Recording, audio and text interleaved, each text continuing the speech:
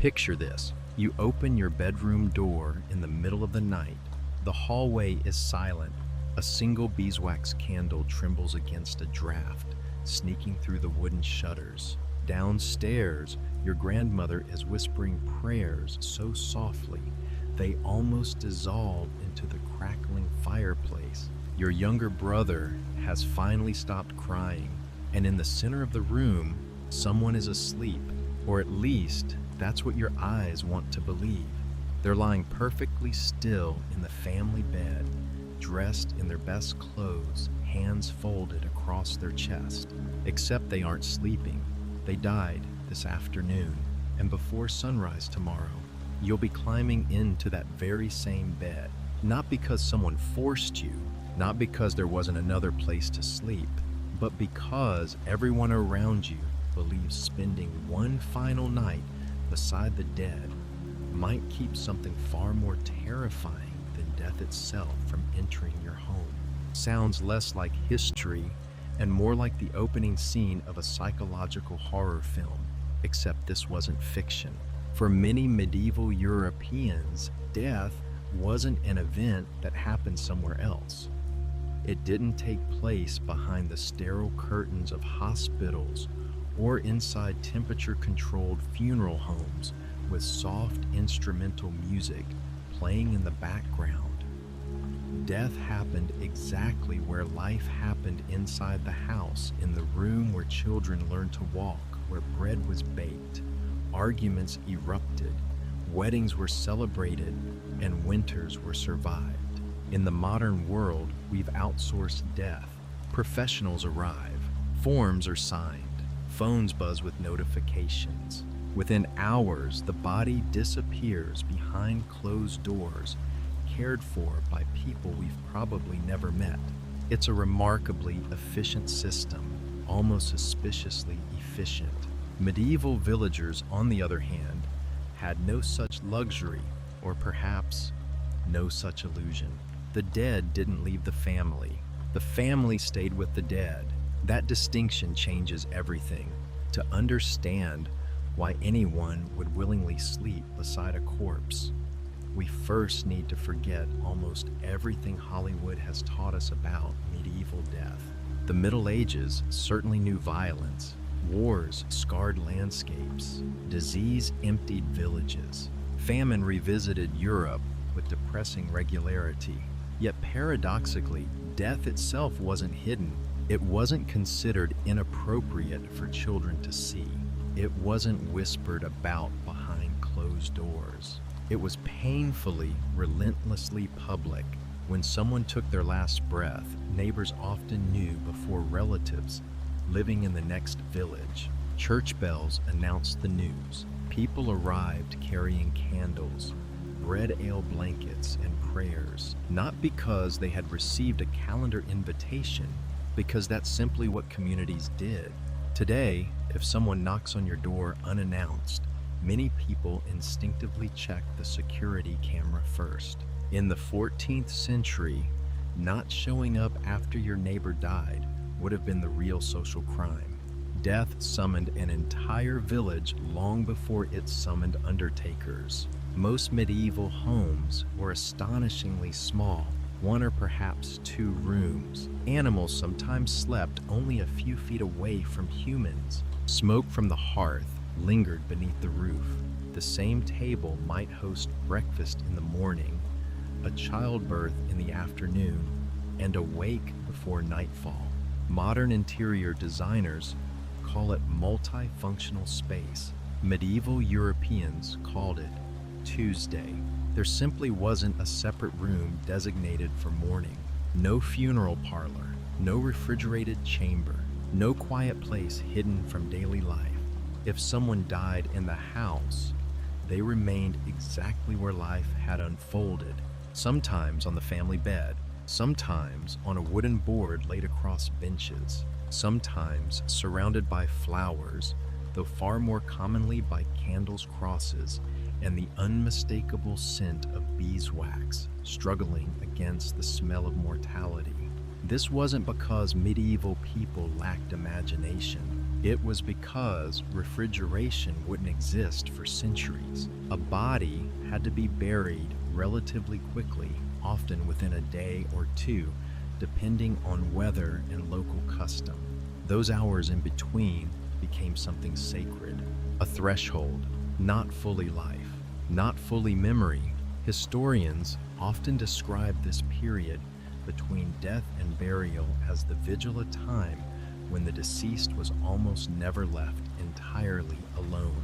Family members prayed, neighbors visited, clergy recited psalms, candles burned continuously, both as symbols of Christ's light and as practical reassurance in houses where darkness transformed ordinary furniture into unsettling silhouettes. Keeping watch over the body wasn't merely emotional, it carried profound religious significance. In medieval Christianity, death was not considered an instantaneous journey from earth to eternal rest. It was a passage, and passages were dangerous. The soul, according to many theological teachings and popular belief of the era, occupied an uncertain moment between worlds. Official church doctrine emphasized judgment after death and the hope of salvation. Popular folklore, however, often filled the gaps with stories far stranger. Spirits wandered, demons tempted, restless souls lingered. Invisible forces prowled around moments of transition. Think of official theology as the operating system. Local folklore was all the apps people kept downloading anyway. This blending of church teaching and regional superstition created a worldview unlike anything most of us experience today. Every strange noise after sunset had potential meaning. Every unexplained illness demanded interpretation. Dreams weren't merely dreams. Owls weren't always just birds. A dog howling outside after midnight. Depending on where you lived, someone might quietly begin preparing another funeral. When your universe assumes the unseen is constantly interacting with the visible, ordinary actions become spiritual decisions. Closing a window, lighting a candle, saying a prayer, or choosing not to leave a corpse alone. Each could carry eternal consequences. That's difficult for modern audiences to grasp because we've largely replaced invisible spirits with invisible Wi-Fi signals. Ironically, we trust one of those without ever seeing it. The vigil itself often lasted through the entire night. People talked quietly. They remembered stories about the deceased. Children eventually fell asleep against their parents' shoulders. Older women might continue praying the Psalms. Someone ensured the candle stayed lit. Someone else greeted visitors arriving after dark. Grief wasn't performed in isolation. It became communal labor. Everyone carried a tiny portion of the emotional weight, so no single family collapsed beneath it. Imagine grief as a medieval group project, except unlike college, everyone actually contributed. Contrary to popular imagination, these gatherings weren't always endlessly solemn. Historical accounts from different regions reveal wakes where people shared food, drank ale, sang hymns, exchanged stories, and occasionally laughed. Not because they were disrespectful, because remembering a person's life naturally included remembering moments of joy. Medieval people understood something modern society often forgets. The opposite of mourning isn't laughter. Sometimes laughter is mourning. A widow might cry one minute and smile the next after hearing an old story about her husband's terrible singing voice. Children too young to fully understand death chased one another outside before returning inside to stare silently at the body. Life refused to pause simply because death had entered the room, and perhaps that's exactly what made these vigils so powerful. The living and the dead briefly occupied the same world, not forever, just for one final night. Yet beneath this atmosphere of community lurked a deeper anxiety.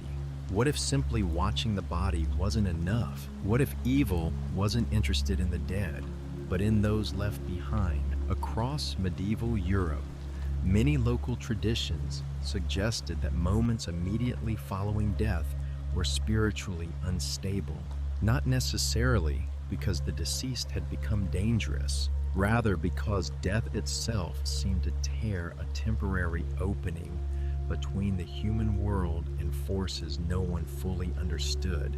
Doors between worlds, after all, swing both ways. Some households covered mirrors, others opened windows so the departing soul could leave unhindered.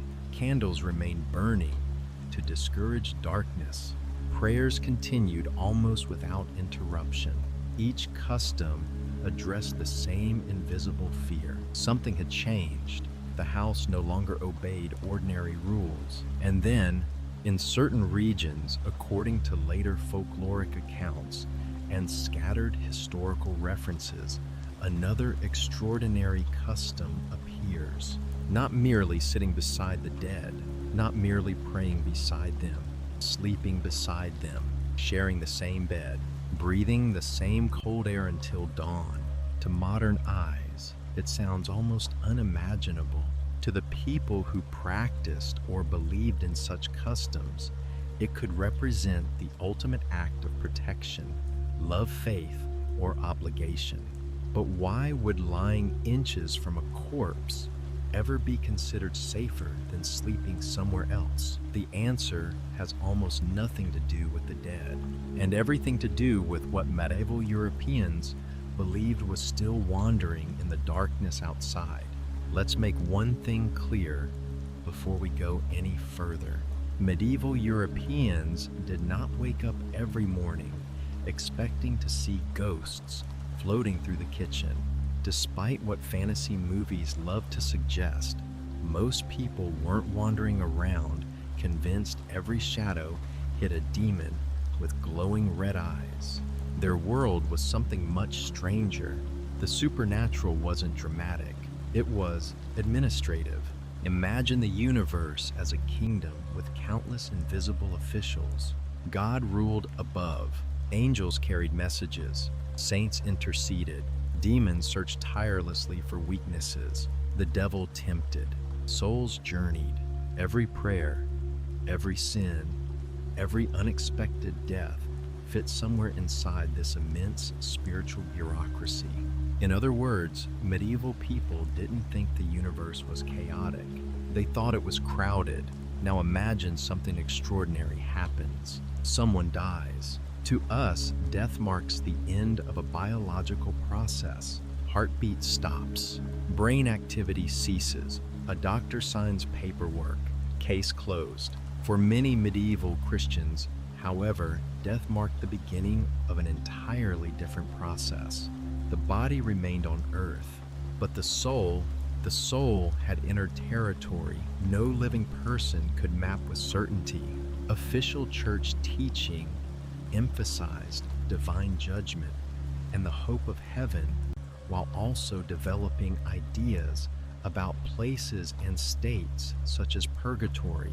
Yet ordinary villagers often blended these teachings with local traditions inherited over generations. The result wasn't a single belief shared by everyone. It was a patchwork quilt stitched together from scripture sermons, folklore, whispered stories, and the terrifying certainty that nobody could come back and clarify the rules. It's like trying to understand the terms and conditions of an app you've never used, except the app determines your eternal destiny. Nobody wanted to click accept without reading. This uncertainty transformed the hours immediately after death into one of the most spiritually charged moments imaginable. Think about airports. People aren't really in one country while waiting between flights.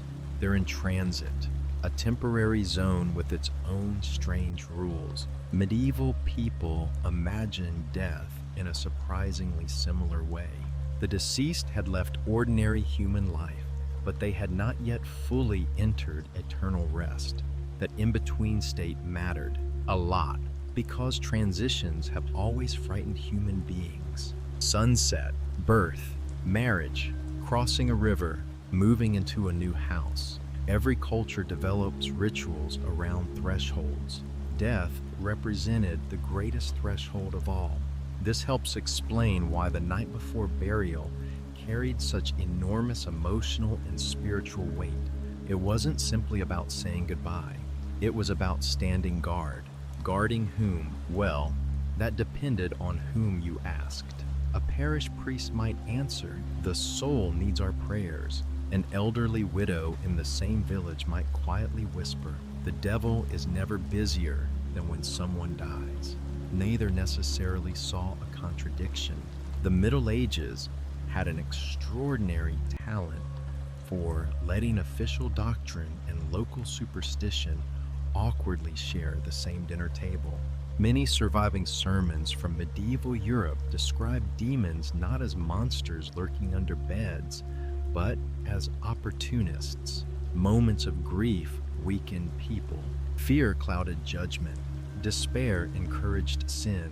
And sin, according to Christian teaching, created distance from God. Imagine a cyber criminal waiting for millions of people to panic during a major data breach. Chaos creates opportunity. Medieval Hana operated on remarkably similar logic. They didn't necessarily need supernatural powers. They simply needed exhausted, frightened humans making bad decisions. That's one reason why vigils mattered so deeply. The body was rarely left alone, neither were the mourners. Continuous prayer served multiple purposes. It honored the deceased, it comforted the grieving, and just as importantly, it kept everyone spiritually alert. Notice something interesting. A wake wasn't designed only for the dead. It was designed to keep the living awake, literally and spiritually. Candles burned through the darkness for more than practical reasons. Light had immense symbolic power. Christ was called the light of the world. Darkness represented ignorance, temptation, uncertainty. A single candle inside a timber house illuminated very little physically. Spiritually, however, it illuminated everything. It's a bit like putting a tiny home security sticker on your front window. Does it physically stop burglars? Maybe, maybe not. But psychologically, it declares this house is not undefended. The same logic applied to constant prayer. Modern people often think of prayer as private reflection. Medieval prayer was also protective action. Words themselves possessed power. Psalm after psalm echoed through village homes. Latin phrases were repeated even by people who barely understood the language. The rhythm mattered. The continuity mattered. Silence felt dangerous because silence allowed other voices to creep in. Now we arrive at one of the most misunderstood parts of medieval spirituality. People did not generally believe that every corpse would suddenly rise as some bloodthirsty creature. That's a modern horror trope projected backward. Historical evidence paints a subtler picture. The real fear often centered on restless souls, improper burials, unresolved sins, or spiritual disorder, not Hollywood-style zombies. If the dead appeared in medieval stories, they were more likely to deliver a warning request. Prayers confess hidden wrongdoing or remind the living of unfinished obligations. Imagine receiving one final voicemail from someone who had already attended their own funeral. That's much closer to medieval ghost stories than anything involving chainsaws or jump scares. This is where sleeping beside the deceased begins to make more sense. Not because people expected the corpse to protect them like some enchanted bodyguard. Quite the opposite. Sleeping nearby demonstrated that the family refused to abandon the person who had just crossed the greatest boundary imaginable. Love didn't expire at the moment breathing stopped. Duty didn't either. In many communities, remaining physically close throughout the final night expressed trust, faith over fear, presence over panic. It declared something profoundly human. You will not make this journey alone. But there was another layer, one less comforting and considerably more mysterious. Across parts of medieval Europe, folkloric traditions suggested that evil forces preferred isolation. A lonely corpse, a deserted house, a grieving widow left by herself. Those conditions felt vulnerable. Keeping company with the deceased disrupted that vulnerability, whether through prayer, conversation, or simply refusing to flee the living, transformed the house into occupied ground. Imagine trying to rob a bank. Would you choose the branch full of guards or the one everyone mysteriously abandoned 5 minutes earlier? Even invisible evil medieval imagination suggested preferred easy targets.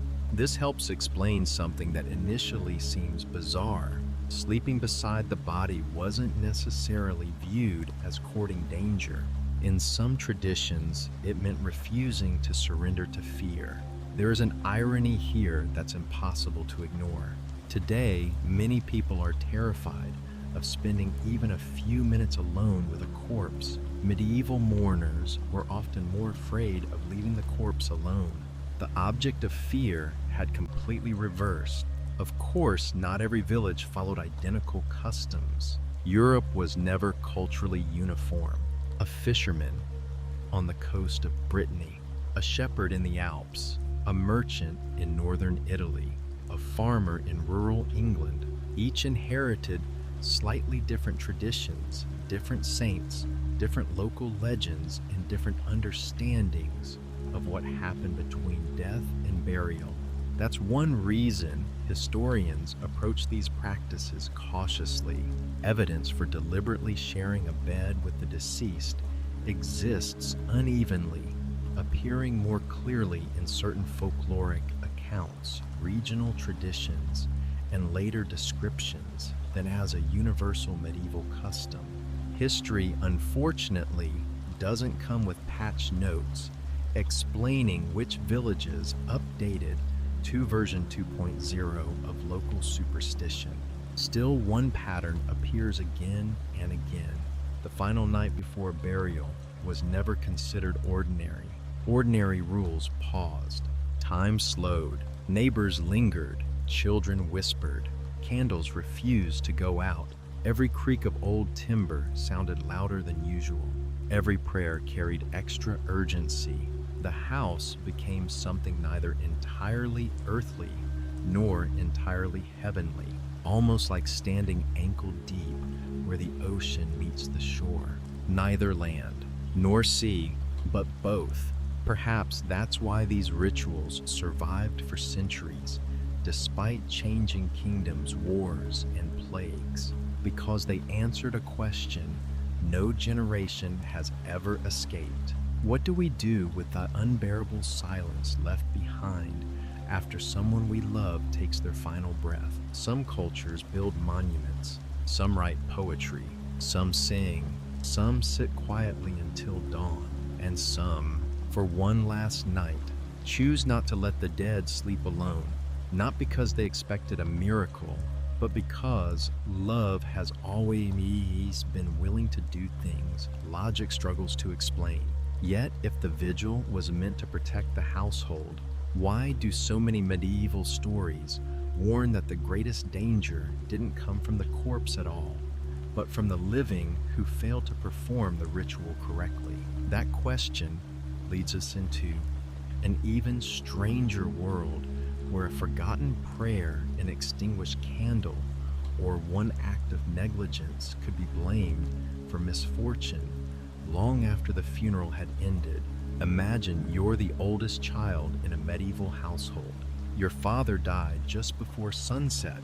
The priest has gone home to rest before tomorrow's funeral mass.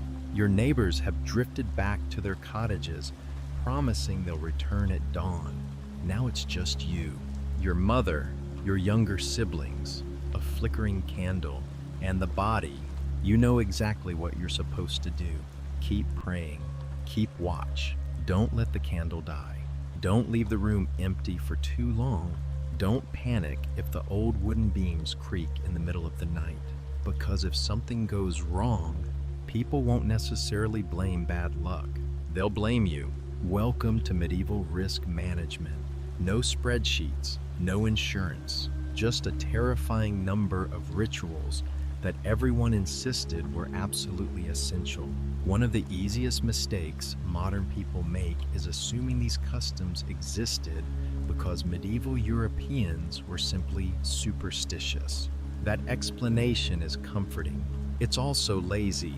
Rituals rarely survive for centuries unless they solve a problem, even if that problem exists mostly in people's minds. Psychologists today talk about how rituals reduce anxiety during periods of uncertainty. Medieval people didn't have that vocabulary, but they understood the feeling perfectly.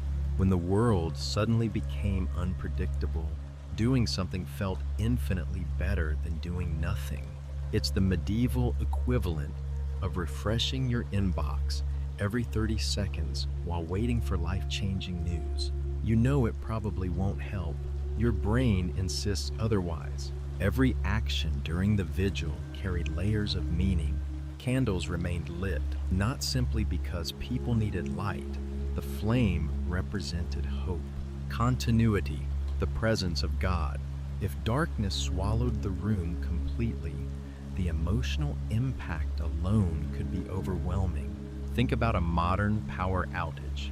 The house instantly feels different. Now remove electricity, streetlights, smartphones, flashlights, and every comforting sound of civilization.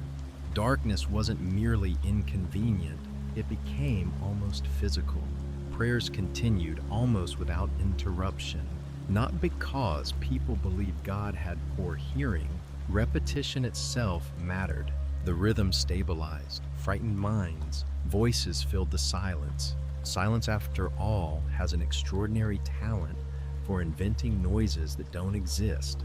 Anyone who's ever lain awake at 3 a.m. suddenly convinced the refrigerator is haunted understands this better than they'd like to admit.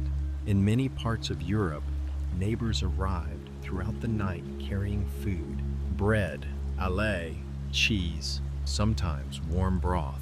At first glance, this seems almost oddly cheerful. Why bring snacks to a house of mourning? Because grief exhausts people. Someone still had to eat. Children still became hungry. Old people still needed warmth. The community wasn't only protecting souls, it was protecting bodies. One of history's quietest lessons is this: compassion often looks surprisingly ordinary. Sometimes love arrives carrying soup. Storytelling became another unexpected ritual. Visitors remembered embarrassing moments, old victories, funny accidents, arguments that now seem ridiculous. The deceased slowly transformed from a silent body into a living memory shared by everyone in the room. Ironically, the only person not contributing to the conversation was the guest of honor. This blending of sorrow and laughter sometimes confuses modern audiences. Shouldn't funerals be entirely solemn? Not necessarily. Even today, psychologists recognize that healthy grieving often swings unpredictably between tears and laughter.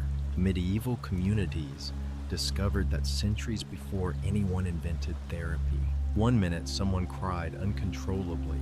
The next they laughed, remembering how Uncle Thomas somehow managed to fall into the village pond while trying to impress a girl. Human emotions have never respected schedules, yet beneath these familiar acts existed customs that appear almost surreal today. In various parts of Europe, often varying by region and period, people believed the house itself required preparation after a death. Doors might remain slightly open, windows could be unlatched. Sometimes, this symbolized allowing the soul to depart freely. Sometimes, it reflected local folklore rather than official church teaching. The important point isn't whether every medieval household did exactly the same thing. They didn't. The important point is why. People believe death changed the atmosphere of a home, not metaphorically, literally. The building itself had become part of the ritual. Objects suddenly acquired new importance. A chair wasn't just a chair. A bed wasn't just furniture. A candle wasn't merely wax. Every ordinary item participated in extraordinary circumstances. It's astonishing how quickly humans can assign sacred meaning to everyday objects. Just think about your phone charger. Lose it on an ordinary Tuesday. Annoying. Lose it the night before an international flight. Suddenly, it's a priceless religious artifact. The bed in particular occupied a unique place. Remember, this wasn't a disposable hospital mattress. Beds represented wealth, security, marriage, birth, illness, old age. Generation after generation might sleep in the very same wooden frame. Children were born there. Grandparents died there. Families weathered winters there. When death occurred in that bed, it didn't transform into something cursed. If anything, it became even more significant. The bed had witnessed an entire human life.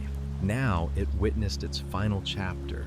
This explains why sharing space with the deceased did not necessarily feel unnatural.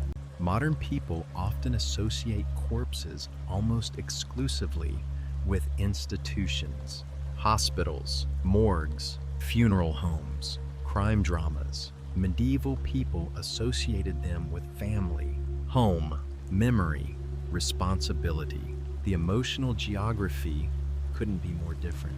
We've moved death out of the house. They moved themselves closer to it. That closeness, however, came with responsibility. Certain mistakes were remembered for years. Did someone neglect the prayers? Did the candle unexpectedly go out? Did the household descend into arguments while the body still lay inside? If misfortune struck months later, people occasionally looked backward. Perhaps something had been done incorrectly. Perhaps the ritual had been broken. Humans possess an extraordinary ability to connect unrelated events into meaningful stories. Our ancestors simply had fewer scientific explanations competing with those stories. Imagine this sequence. A child develops a fever 2 weeks after the funeral.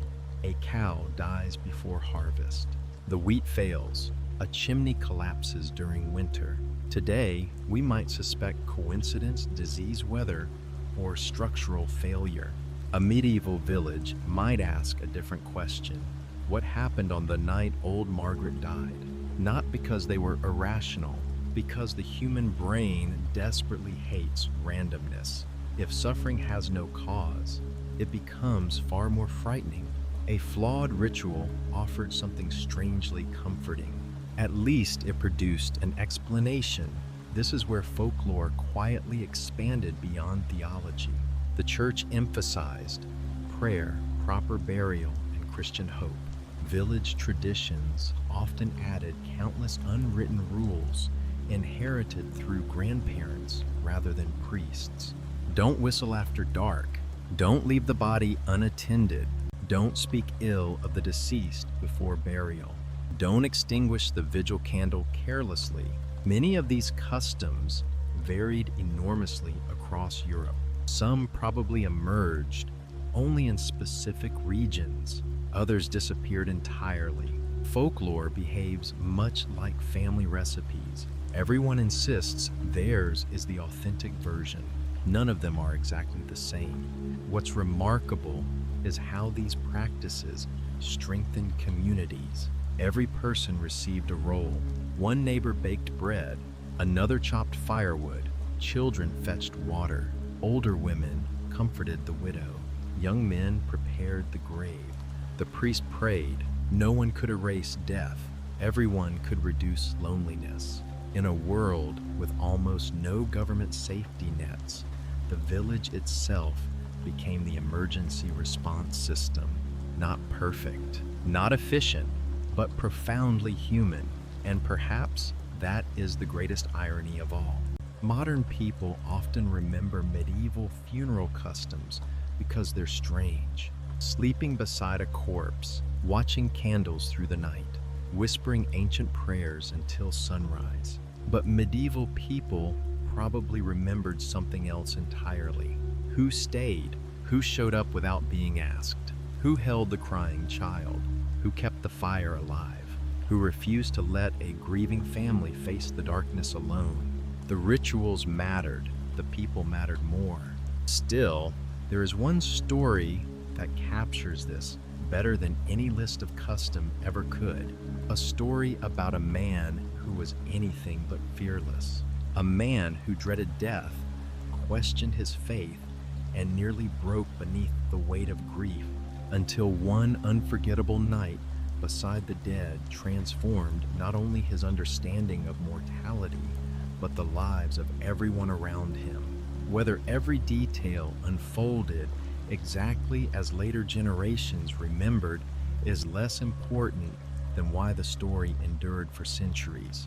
Because sometimes a single life can illuminate an entire culture. And that is exactly where we're going next. If you've made it this far, you might be thinking, okay, I understand why medieval people stayed with the dead. But did anyone actually believe they knew what happened on the other side? The answer is absolutely. Not because they had scientific evidence, because they had stories. And in the Middle Ages, stories weren't simply entertainment. They were maps. Maps of places no living traveler could permanently visit. Among the most influential of these stories is that of Dryhthelm, a Northumbrian layman whose extraordinary experience was recorded in the early 8th century by the English monk and historian, the Venerable Bede, an ecclesiastical history of the English people. Whether every detail happened exactly as described remains a matter of historical debate. What matters is that millions of medieval Christians treated this account not as fantasy, but as testimony. Let's rewind. Before anyone remembered his name, Dryhthelm was nobody special. He wasn't a king. He wasn't a famous knight. He wasn't a miracle-working saint. He wasn't even a monk. He was by all accounts an ordinary family man. The sort of person history almost always forgets. He worked. He had responsibilities. He worried about tomorrow's problems instead of tomorrow's eternity. If medieval society had LinkedIn, his profile probably would have attracted exactly 3 views. Then everything changed. One evening, Dryhthelm became gravely ill. The illness progressed rapidly. Family members gathered. Prayers were whispered. Neighbors likely assumed they were witnessing another ordinary death. Eventually, he stopped breathing. Those around him believed he was dead. His body was prepared. Mourners grieved. The vigil began. Imagine the silence inside that house. No dramatic movie soundtrack, only candlelight. The occasional crack of burning firewood. Someone quietly crying. Someone else reciting the Psalms from memory. To everyone present, the story had already ended until it didn't. Hours later, Dryhthelm suddenly opened his eyes. Not gradually, not weakly. He sat upright. The room erupted into panic. People fled. Some screamed. Others froze in absolute terror. Only his wife, according to Bede's account, remained beside him, despite her overwhelming fear. Honestly, if a corpse sat up in the middle of a medieval wake, you'd discover who your real friends were remarkably quickly. But Dryhthelm wasn't behaving like someone who had merely recovered from illness. He was different, profoundly different. He spoke calmly. His priorities had completely changed. The ordinary concerns of everyday life suddenly seemed meaningless. Imagine your coworker taking one vacation, returning Monday morning, and announcing they no longer cared about money, status, comfort, or career because they'd seen eternity. Human resources wouldn't know where to begin. According to Dryhthelm, described being guided by a radiant figure through landscapes unlike anything on earth. First came a vast valley. One side blazed with unbearable fire, the other froze beneath merciless ice. Souls moved between these extremes, suffering according to the weight of their earthly lives. The imagery is unforgettable, not because it's anatomically detailed, because it's emotionally precise. Heat, cold, fear, hope, waiting. Every sensation reflected spiritual reality rather than physical geography. Eventually, Dryhthelm believed he witnessed places of deeper darkness, then places of astonishing light. He described a realm so beautiful that ordinary language failed him. Fields brighter than sunrise, peace beyond human imagination, music unlike anything produced by earthly voices. Whether these descriptions reflected literal visions, symbolic theology, or literary storytelling, they profoundly shaped medieval imagination for centuries. Heaven in these stories wasn't simply somewhere you hoped to reach. It became somewhere someone claimed to have visited. But here's the detail many modern retellings overlook. Dryhthelm wasn't allowed to stay. The radiant guide turned to him and explained that his journey wasn't finished. He had seen these places, so he could return, not to become famous, not to predict the future, not to impress kings, but to change how he lived. Sometimes the greatest miracle isn't escaping death. It's refusing to waste life afterward. And that's exactly what happened. Dryhthelm gave away much of his property. He arranged for his family's care. Then he entered religious life, not because someone forced him, because he believed he'd received a second chance. Accounts describe him embracing extraordinary discipline, long nights of prayer, cold rivers used for acts of penance even during winter, simple clothing, simple meals, a life stripped almost entirely of comfort. Modern influencers call it a life reset. Dryhthelm took that concept to a level no productivity podcast has ever recommended. His transformation followed a pattern that appears again and again throughout history. First, an ordinary person, then a confrontation with mortality, then a return carrying knowledge others lack, finally, a life devoted to serving something larger than oneself. Today, we recognize this as the classic hero's journey. The medieval audience recognized it as evidence that eternity was real. Why does Dryhthelm matter to our story? Because he illustrates something deeper than a single vision. He reveals how medieval people understood death itself. Death wasn't merely the opposite of life. It was a doorway, and doorways demand respect. When families remained beside the deceased through the night, when candles burned until dawn, when prayers continued without interruption, when some traditions even described sleeping beside the dead, these actions weren't performed because people were fascinated by corpses. They were acknowledging the most mysterious threshold any human being will ever cross. The body lying silently in the room represented someone already stepping into a reality the living could only imagine. Modern culture often asks, did these visions really happen? That's a reasonable question. But medieval people asked a different one. If they did happen, how should we live differently tomorrow morning? Notice the shift. One seeks evidence, the other seeks transformation. Neither question is foolish.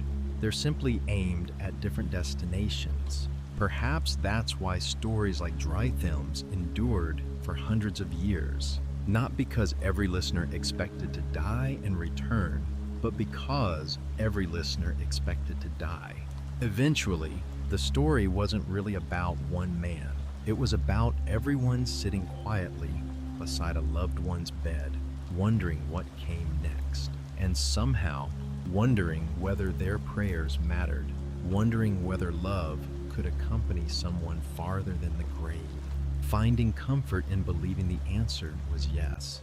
Let's return to that candle, the one flickering beside the bed, the one that has been quietly burning since the beginning of our story.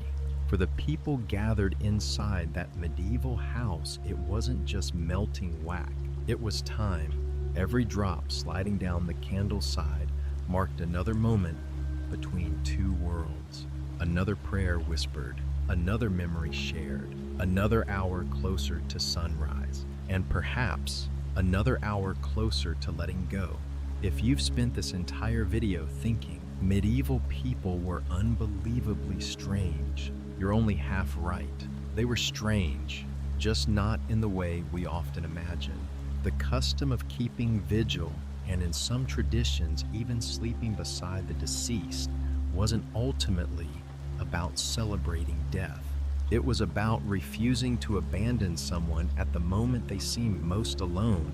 Modern society often measures love by convenience. Can you make time? Can you answer the text? Can you show up? Medieval society measured love differently.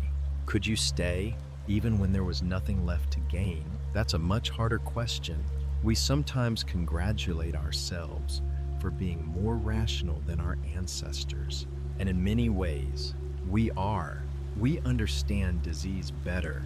We understand decomposition better. We understand the brain, the body, and countless natural processes they could never explain. That's genuine progress.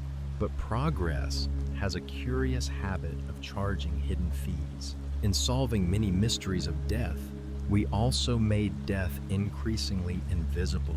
Today, someone can die in a hospital surrounded by machines. Within hours, professionals take over. Paperwork begins. Phones ring. Emails arrive. Calendars fill. Life resumes with astonishing speed. Efficiency is a remarkable achievement. It is not always the same thing as healing. Sometimes we've become so good at managing death that we've forgotten how to accompany grief. The medieval household couldn't outsource mourning. There was no one else coming, no overnight funeral service, no refrigerated room waiting nearby, no polite phrase that had magically made unbearable loss easier. So they did the only thing they knew how to do. They stayed, they prayed, they watched, they remembered. They refused to let silence have the final word. There's something profoundly moving about that. Not because every belief they held was historically or scientifically correct, but because every action declared the same truth. You mattered enough that we will remain here until the end. Historians are careful to distinguish between well-documented Christian funeral practices and regional folklore. Keeping vigil over the body before burial was widespread across medieval Europe. Praying through the night, welcoming neighbors lighting candles, and refusing to leave the deceased alone are all well attested in many places and periods. The more dramatic image of deliberately sharing the same bed with the corpse as spiritual protection, however, appears far less consistently. It survives primarily in scattered folkloric traditions, regional accounts, and later descriptions, rather than as a universal medieval custom. And that distinction matters. History deserves honesty.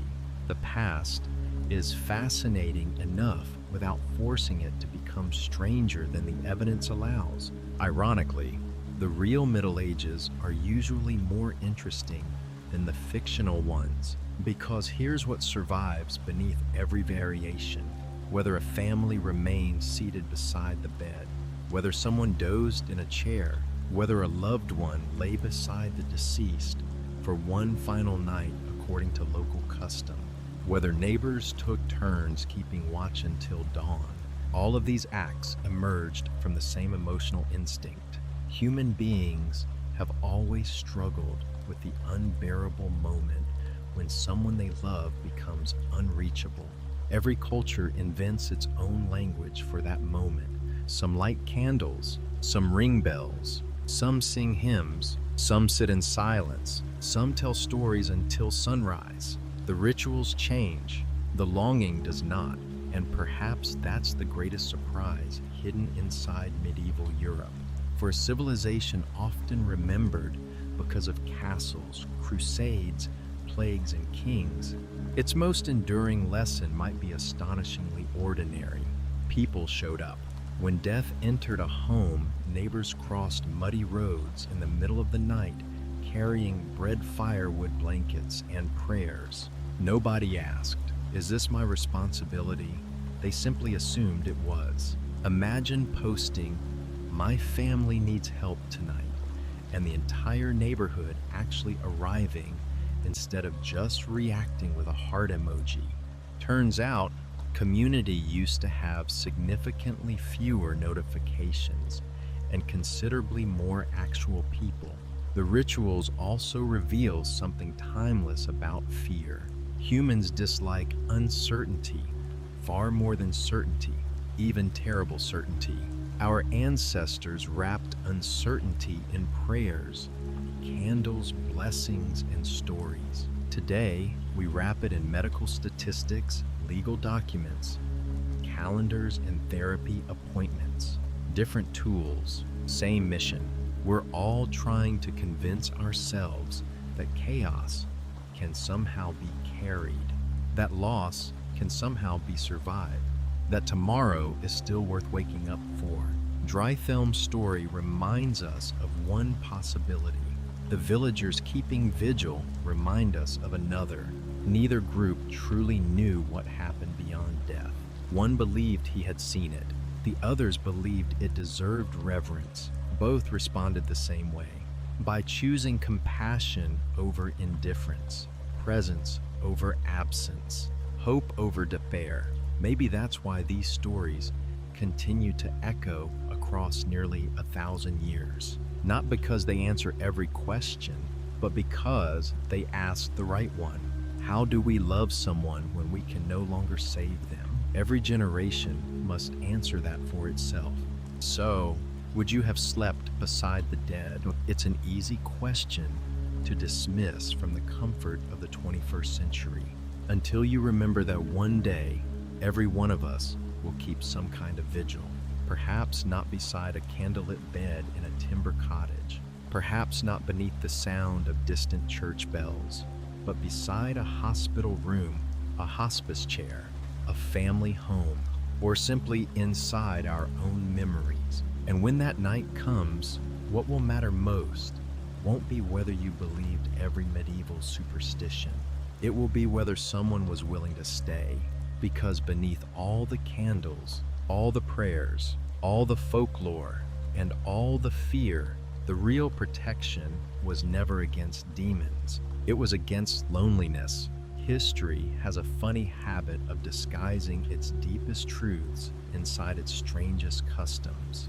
A final night beside the dead may sound unsettling to modern ears, yet beneath that unsettling image lies something remarkably familiar, the quiet promise that love does not vanish the moment a heartbeat stops, that grief deserves witnesses, that memory deserves time, and that even in humanity's darkest hours, no one should have to face the night alone.